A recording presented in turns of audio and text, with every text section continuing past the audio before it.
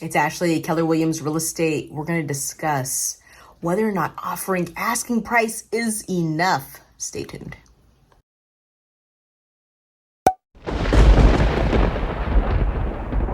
Hey, it's me, Ashley, Keller Williams Real Estate in Everett, Washington. All right, so we're going to talk about a very interesting topic. Before I get started, please like the video and subscribe. Okay, so the age-old question, is offering asking price enough? Oh man, it's such a tough question. And, I kind of get this frequently from maybe first-time buyers or people that, are new to the market and haven't, made any offers yet. So, my answer is maybe. All right, it's an overwhelming maybe. The first thing that you really need to do is sort of determine the current market conditions. Okay, that's step one. So I'm going to lay out 4 steps for you.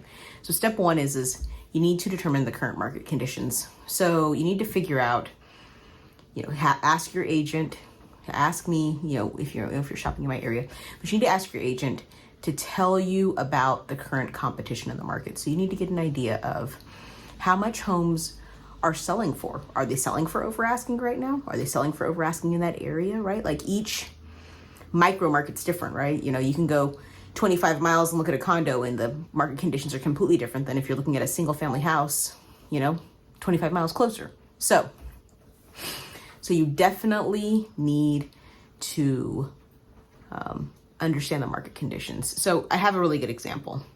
Right now in Everett, homes are selling for about 3.49% over asking. So that's the average number. But the range is between 92.9% and 120.3%. So that means that, there are some homes that are selling in this market for 20% more than what the seller asked for. Okay. So, really to answer your question, on average, no, offering asking price in these conditions would not be enough usually, right? If the average is 3% over, but we're going to go on to step two. Step two, you need to figure out if you're dealing with a cream puff. All right. What do I mean by that? A cream puff is one of those houses that everybody just walks into and falls in love with. Okay. So is the house super awesome? All right. All updated, is it everything that a buyer wants? Okay. And is it priced really well?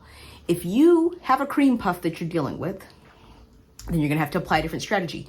You want to also probably find out, are there already multiple offers? What's the activity been like? Have they had a lot of showings?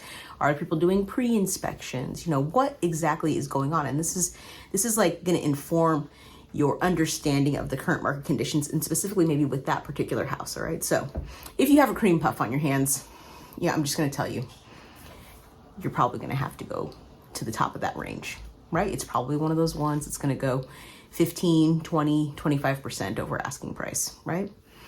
It's likely, right? I mean, obviously you're going to know more depending on like what your agent can find out, like how many showings have they had?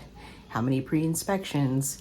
Your agent's going to be able to also tell you if it's really well priced, right? Like, I can walk into houses and be like, this is really well priced, or this is on the higher end of what I think they're going to get, right? So, if it's on the higher end, then maybe it won't go as much over. But more than likely, if you're dealing with a cream puff, you're going to be on that high end. Now, let's say you talk to your agent and the activity has been kind of moderate, right? We're still in a pretty competitive seller's market here, at least in North Everett, and you still could end up on that higher end, but maybe you wouldn't be as high. Okay. I mean, you can still, you don't need 50 offers to drive the price up 20%. Okay. You don't need 50 offers to do that. So you could still be on the high end. Situation 3 would be, it's had like very low activity. All right. And, maybe that would put that in the average range, maybe on that one, they have 1 or 2 offers, maybe it has lower competition. So maybe you wouldn't have to go over as much. Right. So it's going to a little bit depend, right? If it's a brand new house that just came on the market, most houses here, if they're very attractive, priced well, they're going to sell they're going to sell over the weekend. Okay. They're going to sell over the weekend. All right.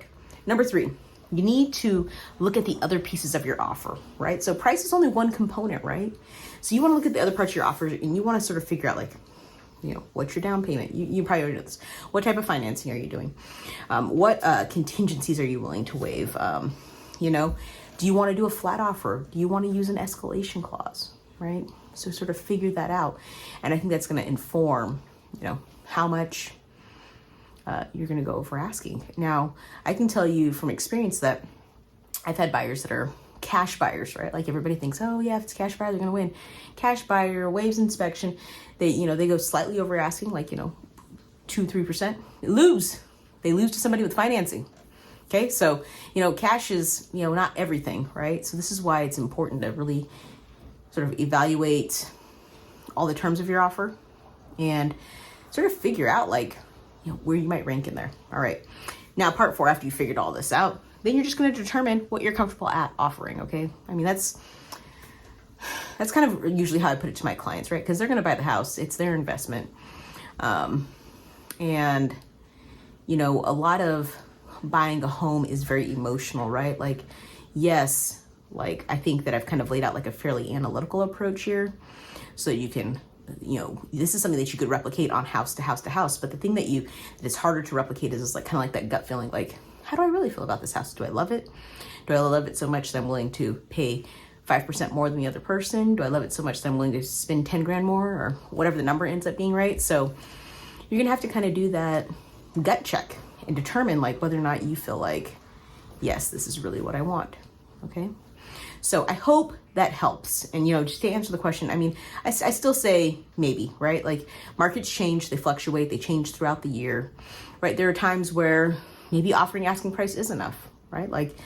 It just really depends on the house. And this is why it's important to have a really good agent on your side. So that's the video. If you like the video, please hit the like button, subscribe to the channel, and I'll see you again soon, YouTube.